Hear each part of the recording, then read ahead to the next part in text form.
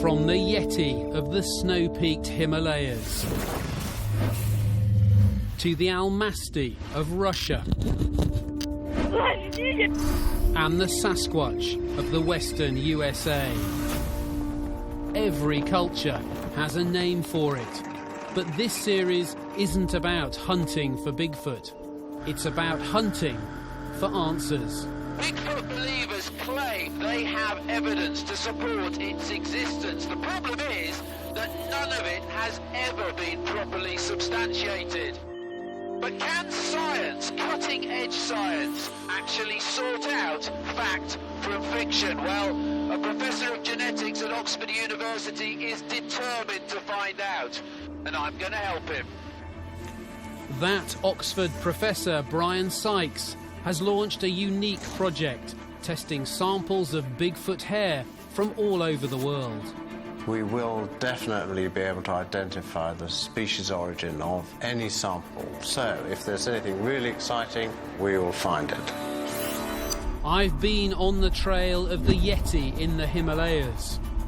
And later I'll be taking on the Almasty of Russia. But this week, I'm in the home of Sasquatch, the USA. There's a Sasquatch standing there looking at me, and it just stepped right from myth right into reality. I'll be immersing myself in the world of America's Bigfootologists. This creature brought me back to my people, to where I need to be. And meeting the notorious Sasquatch killer.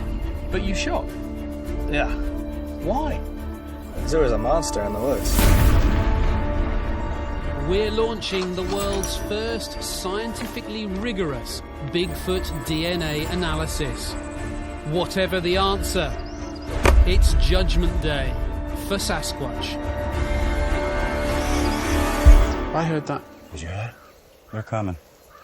They're coming here. Yeah, they're coming. It's feeding time.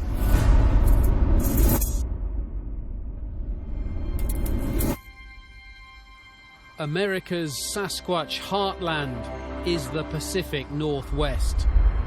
Stretching 700 miles from Northern California through Oregon to Washington State, it's home to some of the remotest landscapes on Earth.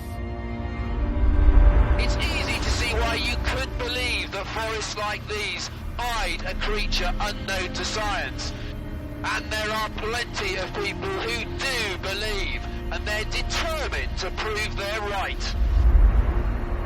From the explorer who first heard tales of skookums from native people in 1847, to the journalist who coined the term Sasquatch in 1920, and the giant footprints that started a craze in 1958. The Pacific Northwest has been home to over 1,000 alleged Bigfoot encounters.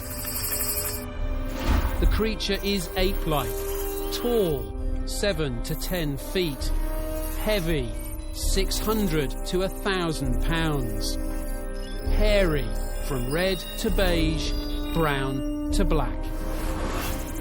For decades, science has scorned the idea of Bigfoot and anyone who studies it. But now, a top scientist has waded in. Legends of the Yeti have been around for ages. Well, now the search for the larger-than-life creature is getting some serious academic attention.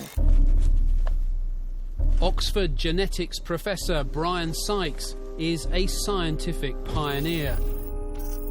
The first man ever to extract DNA from ancient human bone. Now he's launched the Oxford-Lausanne Collateral Hominid Project, the most ambitious analysis of Bigfoot DNA ever undertaken. Hair is the key. Beneath the tough keratin shell of hair shafts, Sykes has found genetic time capsules and the ability to read their secrets. What's really bugged any serious attempt to identify species up until the last couple of years is that there's always human contamination. And I can tell you, it's damn difficult to get rid of. Sykes has developed a unique multi-stage cleaning system that removes all contamination. And he's using his cutting-edge new technique to take on the world of Bigfoot USA. Bigfootologists and other enthusiasts seem to think that they've been rejected by science. Now, I think that's a complete distortion of what science is about.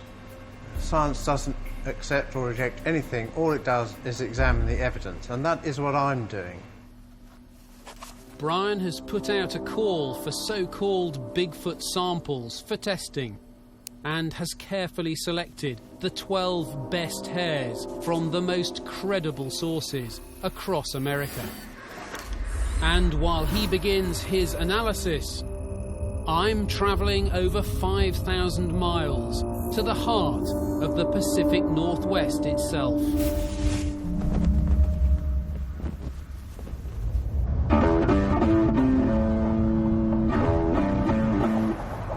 I want to meet the Bigfootologists who donated the samples and find out what drives their search for this elusive creature.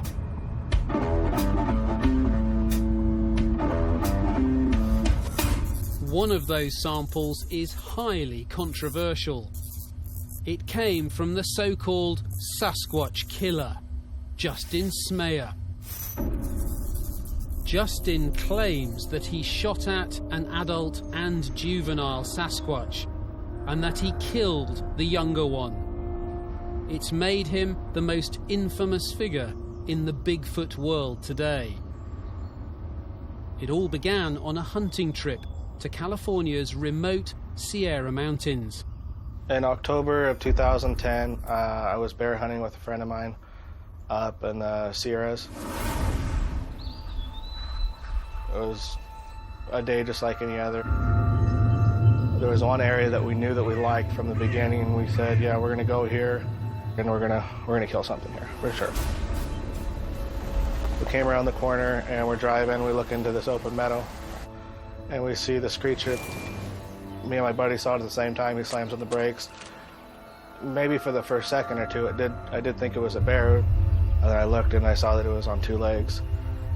I was just sitting there nervous looking at this thing thinking this is a monster. 7.5 to 8 feet tall, around 600 pounds.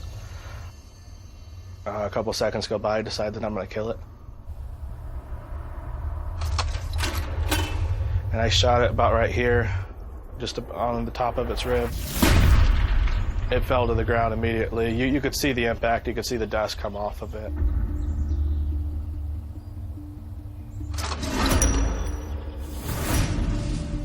And then you have my buddy say, wait, there's more. Then we see two smaller ones, maybe 3.5 feet tall, maybe 35, 40 pounds.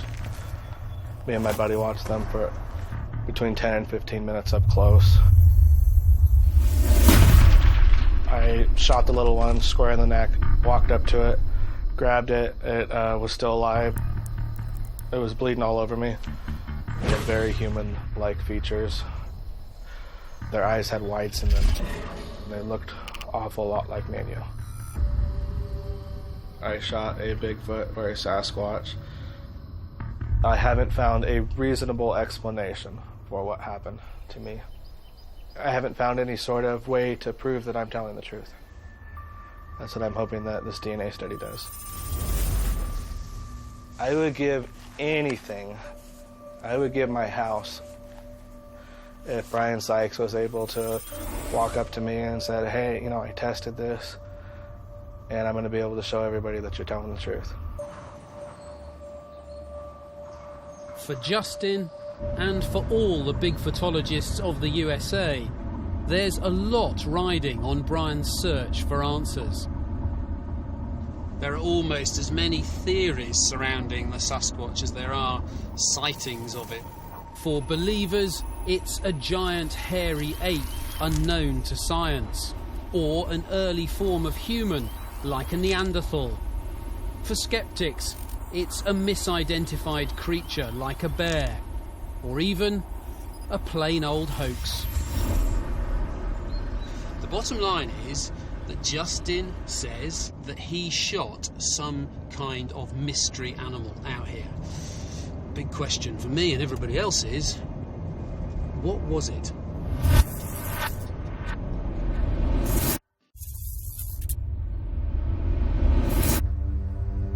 I'm on my way to meet the Sasquatch killer in the remote Sierra Mountains in Plumas County, Northern California.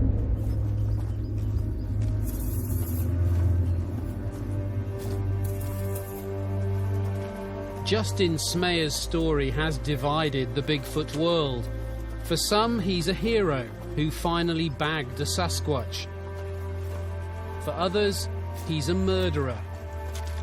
And some have called him a liar. Either way, I felt a bit spooked as he led me onto his kill site. I was standing right here. Right.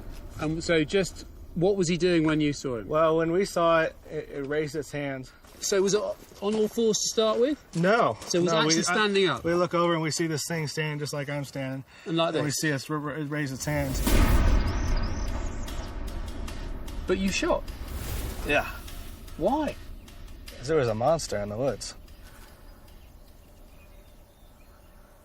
No? I find... Forgive me, but No, I honestly, we're good. listen, I do find it really hard to get my head around. Because if this Absolutely. is something you've never seen, you're up here every weekend, have been ever since you were a lad, Sure. and you've never seen one of these before, I think I'd pick up my phone first and try and take a photograph of it. Looking back, absolutely. I would have not taken the shot. I would have gone for my camera and I would have put it straight down the scope, taken the picture, got the clearest picture of this thing anyone's ever seen. Maybe you'd call it bloodlust or something, where I looked at this thing, I knew I was going to shoot it. As an animal lover and vet, I found all this bloodlust stuff a bit hard to take. Justin told me he hadn't killed the adult and it had got away. He shot the young one, though, at close range. And when he got to it, it was dying. This is where it kind of all happened at, right here. It was choking. It was blood was coming out of his mouth. It was choking. How do you feel at this point? That's pretty traumatic, isn't it? At this point, I've decided that I made a mistake. You know that decision where you think about something, you do it, and then almost before it's over, your heart stops. And then you're like, what did I do? What did I do? What did I do? And I'm sitting there looking at it, and it opens its eyes, and it's got white, like we do, which I didn't know if that was normal for an animal. Did it just you've got it here, like this, by its chest, and skin on its chest, and its head's that far away from you. Yeah. And it opens its eyes and looks at you. Thinking back to this creature, you are holding this creature, as it lay dying in your arms, and you're looking down at his face, and I want you to look at his eyes now, and do they look like they were set closer together? I wanted to see that face, so I put Justin together with former FBI forensic artist Robin Bursell. Yeah, that's looking about right. I'll look at the whole picture, yeah. All right. After 2 pretty intense hours, we had a result. Yeah. That's it. You pulled this animal up by its skin, so it was facing you. Yeah. So it's right in front of you. Sorry. So you ended up with it there. Yep. Right in front of you. And is that what it looked like? If you look away and you do that, is that what it looked like? Yes. After he had killed it, Justin feared he'd get caught if he took the body out of the national park. So he buried it, intending to return later to get it back. But heavy snow came, and predators too, and when he returned after 3 weeks, all that remained of the infant's body was a piece of hairy flesh, known as the Sierra steak. Justin gave some of the hairs from it, and blood scrapings from his boot as well, to Bryan. when he met him in California. Now those hairs are back in the lab, and the analysis that will finally give Justin some answers has begun. For me, I think that this whole dark tale has come to dominate his life. What is my feeling about Justin? There are two options, really, and neither of them are good. You know, one option is that it's a completely fabricated story. It's a lie. Yeah, if it's a hoax, why would you take the risk of having your story utterly blown apart by giving samples to Bryan to test? The second possibility is, let's assume it's true. But if that is true, it is horrendous. What a terrible thing to do. Be very, very interesting to see how Bryan gets on with his tests. I'm on my way now to see the next donor to Bryan's project. And after meeting Justin, I'm not sure what to expect. Placer County, Northern California, was once the heart of the Californian gold rush. Hair donor Dan Shirley, veteran of the Vietnam War, and his mate Garland Fields say they found treasure of a different kind here. A whole clan of Sasquatch. And Dan claims to have found the means to talk to them. In my opinion, wood knocking is the best source to communicate with Sasquatch. I know there's still a lot of researchers out there that still do the stereotype where, you know, they're out in the middle of the night doing all the howling.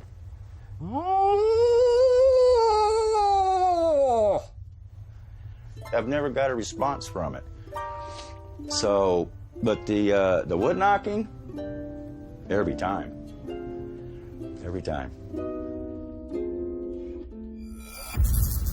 Dan and Garland are convinced that the curly blonde hairs they've sent to Bryan are neither black bears nor wildcats, large mammals they've encountered here in the Californian woods. What you got there, Garland? Oh, this is bear repellent. So we got to be wary of bears in here? Yes, you have to be wary of bears, and we have some cats here too, male and a female. Big ones? Yes, very big. We're here. If you don't mind, we got a little ritual we do every time we come here in this woods. Do a handshake of good luck and be safe. Yeah. And also, we don't know if either one of us is going to come up out of here or not. Yeah. So should I do that as well then? Yeah. Okay. Bless you. Okay, stay safe. Yes. Stay safe. Stay safe. Okay. You guys ready? Here we go.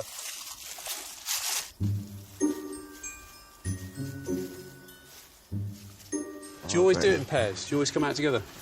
Oh, yes. Yes, mandatory. Yeah. Oh, you bet.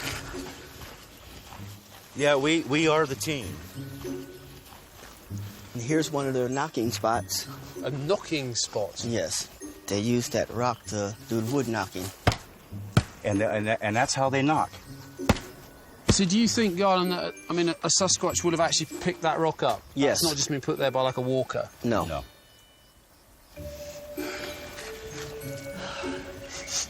Were you sniffing for them then? Yeah, I'm trying to smell them right now.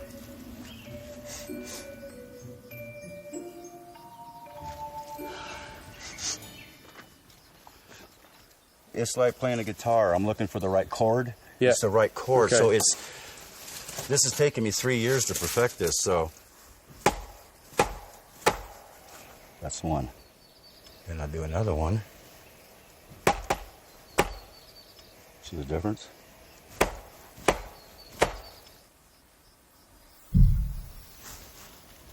Did you hear that? I heard that. I heard that. Did you hear that? Thump. Yeah. We all distinctly heard a heavy, distant thump.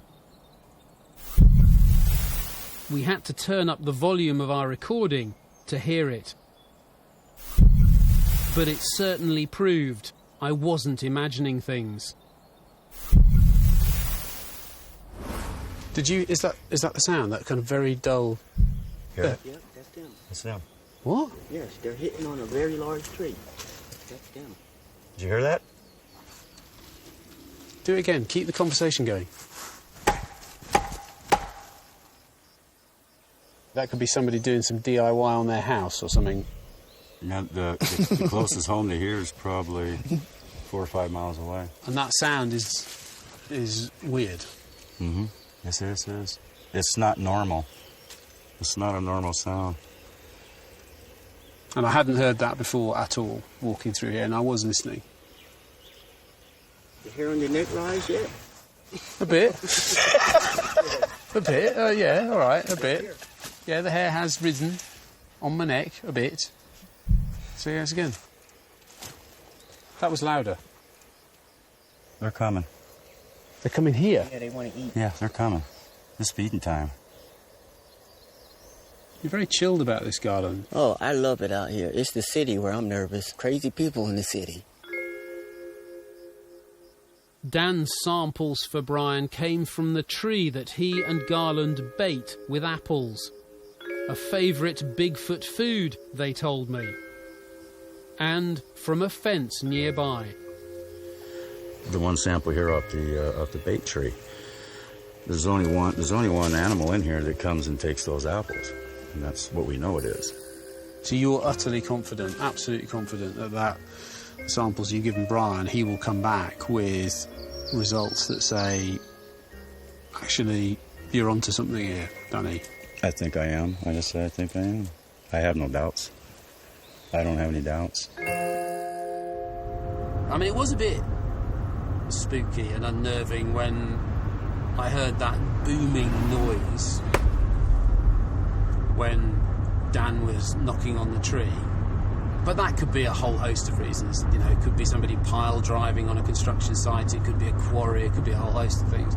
But no, as far as they're concerned, absolutely no question at all. It has to be Sasquatch.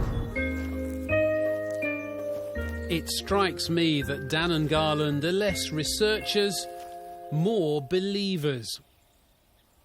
It's beginning to feel more like religion than science.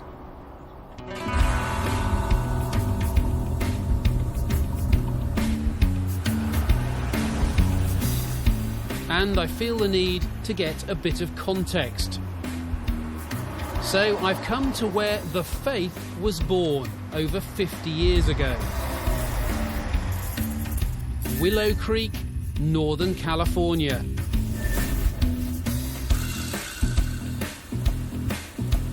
And yes, this cage really is standing by for the big guy. It was near here, on a remote logging road in 1958, that a digger driver called Jerry Crew found a series of huge footprints. And a legend was born. So you, Mr. Jerry Crew, started it off. A humble bulldozer driver stumbles across some very human-looking footprints. That is the cast they made in 1958. And in a stroke of absolute genius, the local newspaper, the Humboldt Times, must have scratched their heads, had committee meetings and goodness knows what. I think, what do we call this thing that stands on feet so huge? I know, Bigfoot. Tall creatures or tall tales? Looks like an ape. Got long arms. It just looks like a man, but it's tall. The public consciousness was set ablaze, and ever since, America has been gaga for this big-footed legend. Every night, squads of men with loaded rifles take off in search of Bigfoot.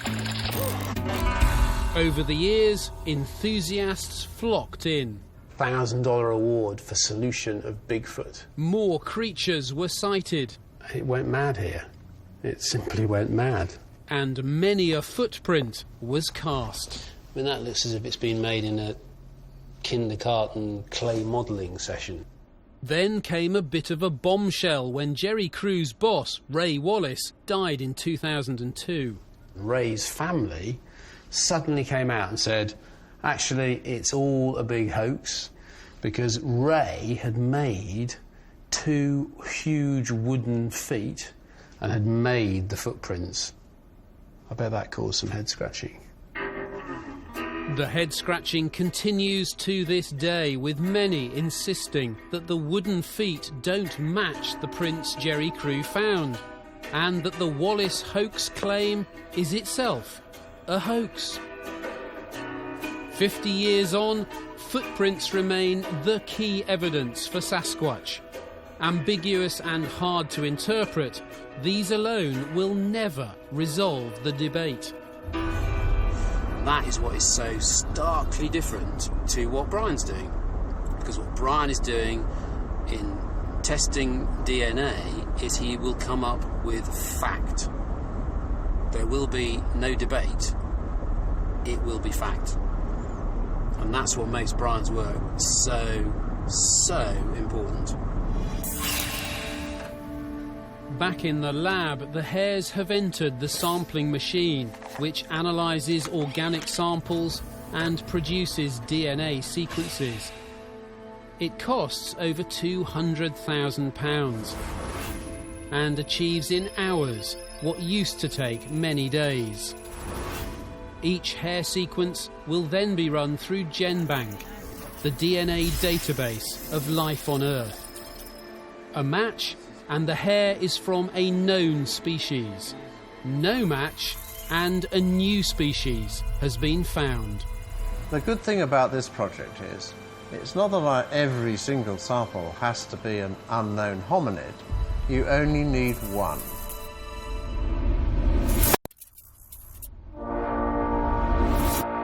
I'm embarking on the last leg of my journey by my all-time favourite means of transport. This is one of the best bits of the job for me. Lots and lots of flying. I did my private pilot's licence probably about 10 years ago now, but I haven't flown in a light aircraft for about 5 years. This is going to be special. So, 20 knots of wind, George? 20 knots. 20 knots of wind. Some of the most beautiful landscape to fly in the world. Absolutely. Get this thing cranked up. Let's go. And we're off.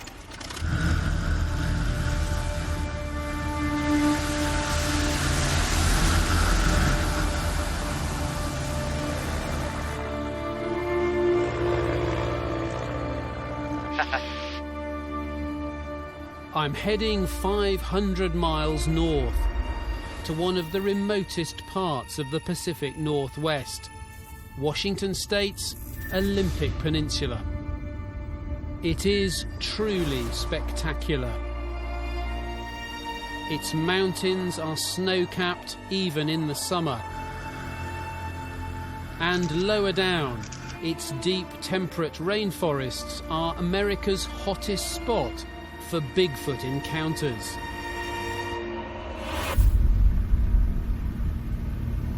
The size of Wales with a fraction of the population, the Olympic Peninsula is almost 9,000 square miles of mountain, forests and lakes.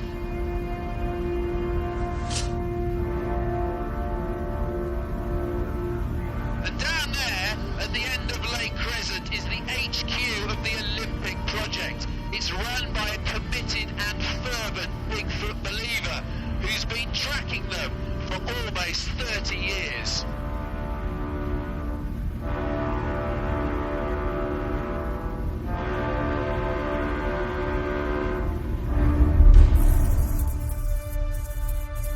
For Derek Randall's sample donor to Bryan's project, it all began on a spring day in 1985.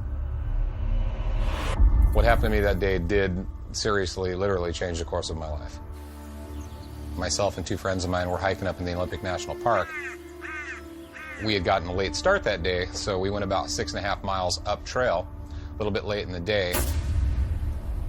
And we're losing light, you know. Now we found a nice level, like a little meadow area with a timber line about 40 yards over from us.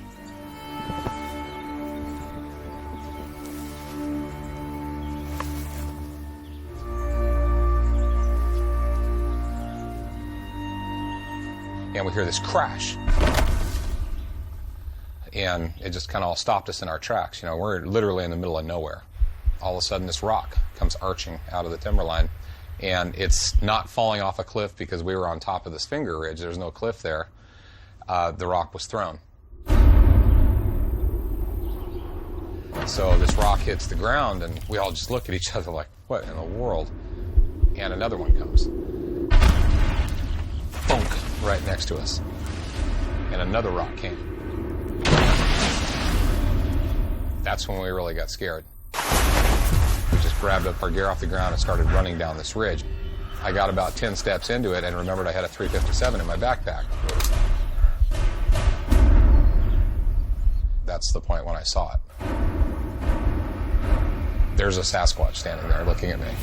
And it just stepped right from myth right into reality. It was terrifying. I would guess somewhere around 8 feet tall. I would guess somewhere probably from 800 to 1,000 pounds. I encounter bears very frequently. And this was not a bear. It was the shape of a human, just very muscled up, very large, and incredibly thick, and just incredibly big, very heavy. And no, there's no mistaking. No mistaking whatsoever.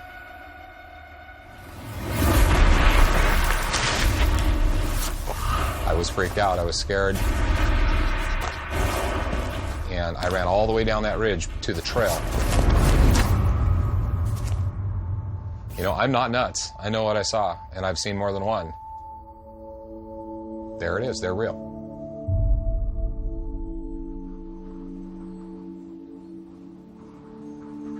I caught up with Derek at one of the Olympic Project's regular field seminars.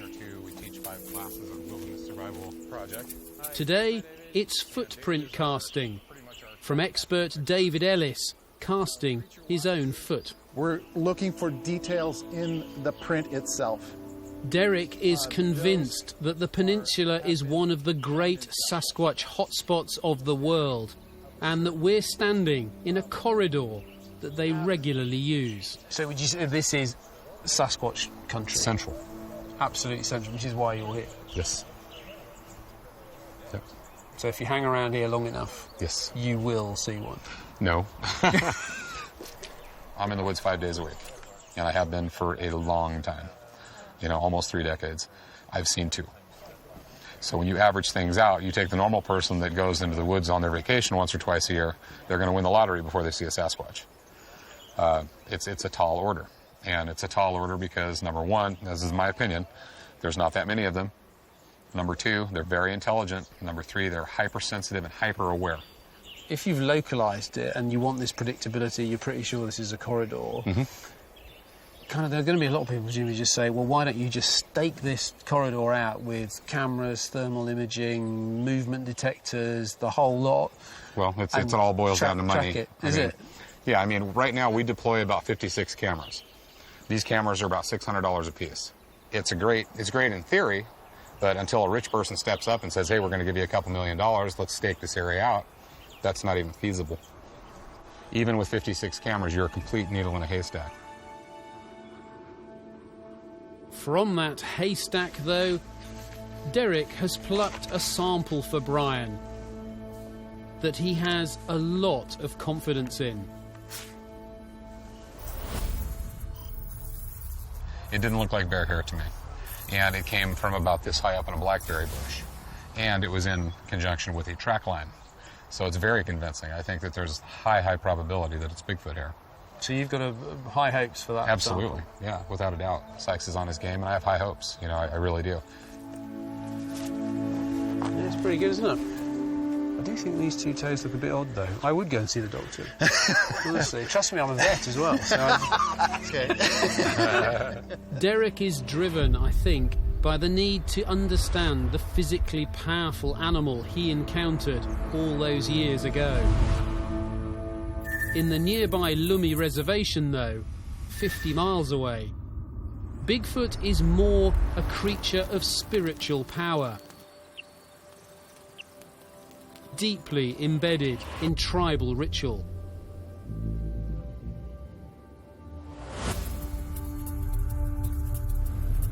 Marcel Kagi of the Lummi tribe is another of Bryan's donors.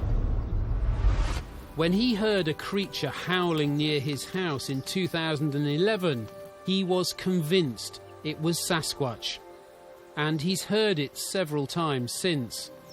For him, these are experiences packed with symbolism that have had a profound impact on his life. It did change my life 360 degrees. When I had this creature come to my house scream, it really shook my cultural beliefs. It made me understand who I am. Kind of like a message from Creator saying, money's not for you, this is for you. You know, I just lost my mother from just before that creature came here. So it was almost like a message that, don't go after that world, son. Stay who you are.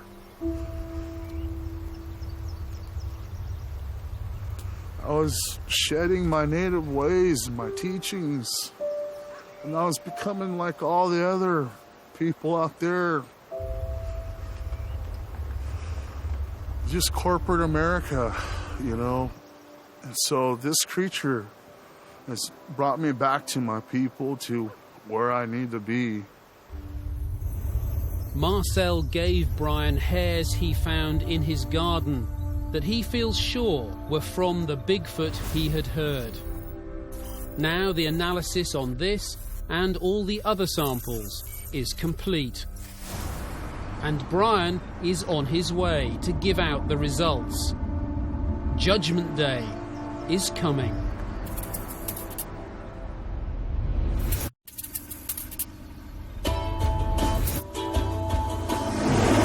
It's Results Day in remote Northern California.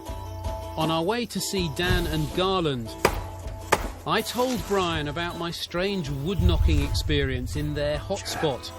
I had that. And he had an intriguing theory. Imagine the scene when you're in a particular hotspot wood and there are two groups of Bigfootologists, one on either side of the wood, that start knocking and then the others respond. It would go on for ages, wouldn't it? Then Communicating with each other, yes, yeah. and unknowingly. Very funny. How you doing? How you doing? Yeah. How you doing? Good to see you. Garland, good to see you. Good to see you. How you doing, sir? Good to see How you you again. doing? Nice to see you again. Oh. Right, so you gave me a sample. When I saw it, I thought this looked very exciting because it was quite light in colour. It was straight, so it didn't look to me as if it was the hair of a bear, for example, which is normally darker than that. So I sent it straight to the lab and got the result back quite fast. But it was a black bear. The hair of a black bear. Oh, wow. But I can understand how you would have thought differently, as I did at first. But that's what it was. Black bears vary a lot in colour, anything from black to red to brown, or even beige or blonde, the colour of the sample Dan gave to Bryan. You got a bit of a sad face on. Me? Oh, no. You have, honestly. No, I'm fine, honest. I'm fine. You sure? Oh, I'm positive. I'm fine. Positive. I'm okay. But it's very important not to give up. You get back in there and bring me the real thing, will you? I just have to prove it that this, it's got to be proven. It just has to be. I can't let it go. No, I'm not disappointed whatsoever. I'll track them right to their front door if it needs be. I'll just do whatever it takes. I would love to spend more time with them because actually trying to work out what motivates them, what drives them. I mean, both of them, particularly Dan, has had a very interesting life and his experiences in Vietnam and whatever, and you wonder whether actually he is, he's latched onto something that really helps him in his life. Dan seemed to bounce back impressively. Justin was next, though. Bryan had tested the hairs that Justin said were from the infant he killed. But when I heard the result, I was worried. It was another black bear, even though the sample didn't look like a bear. Really? So what about the boot? I took it to the Fish and Wildlife Lab in Oregon, and you know what? They couldn't find any blood on that boot. He is going to be utterly devastated. Of all the people I've met, Justin's Bigfoot encounter seems to have had the biggest effect on his life, garnering global attention, both good and bad. I've got the feeling his life could be about to change again. I thought this was a very, very interesting sample, and I put it through the DNA test, and it turned out to be a bear after all that. The hair was 100% match with an American black bear. How does that make you feel? It's disappointing. I mean, it sucks. I don't want to appear to be apologetic. I mean, it's obviously not very good news. Genetics is ruthless. The really tough news was still to come, though, when Bryan revealed that the lab couldn't find any blood on the boot. I couldn't identify that as blood or identify as any particular type of blood. Two pretty devastating bits of news. I mean, the look on your face. This is hogwash. This is stupid. I'm okay with reality, except this is terrible news. This is not good. This is not good at all. Be honest with us. Is this a hoax? It's ridiculous. What benefit would I have? That, you know, that somebody's going to give me a couple $100 to show up on a TV show? Like, no way. Not financially, not... I am not better off. I mean, if anything, I'm less off financially because I spend all my time in the woods looking for Bigfoot. Is it a hoax? No. I want to know about you and what you're going to do. From here, I'll probably go lay in bed and cry for a couple days. Then... Don't need to do that. Well, I mean, this is tough. This is my whole life.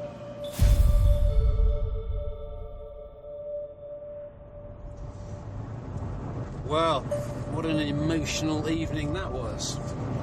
I felt we left a broken man in Justin. This whole Bigfoot story of his has totally taken over his life, and Bryan's results, I think for him, were kind of another couple of nails in the coffin, as it were. And I genuinely got the feeling that he would like to turn the clock back and just kind of wipe the slate clean and get back to living his life. And what about the rest of Bryan's American results? There were 7 samples from Washington State. 2 were cows. 1 was a black bear. 1 was a white-tailed deer. Derek Randall's High Hopes sample was canine, a wolf or a dog. And so was the hair from Marcel Kagi's backyard. And elsewhere in the USA, there was a horse in Texas, a raccoon in Arizona, and way up in Michigan, a porcupine.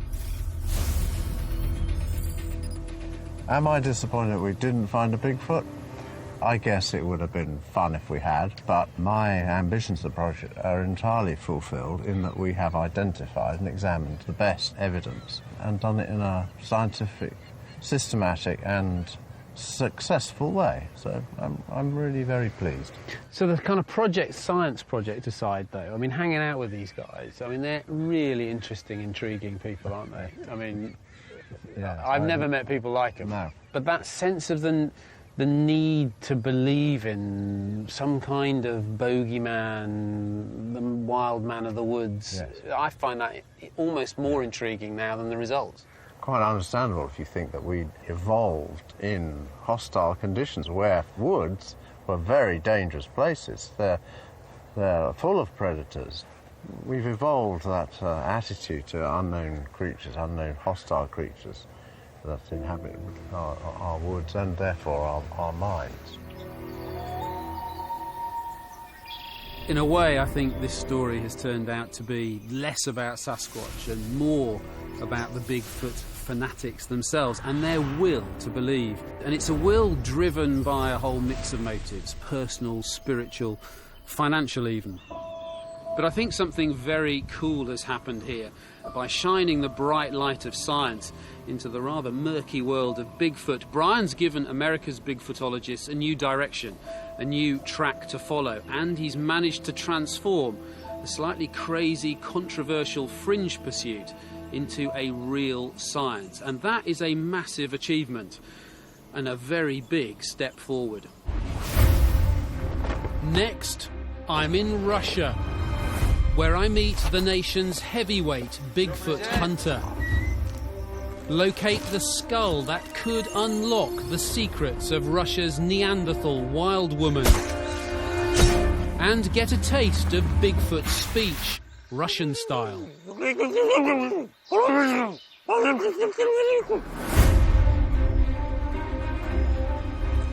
Putting the most bizarre home remedies to the medical test tomorrow here on 4 as Dr. Pixie presents Health Freaks. That's at 8:30.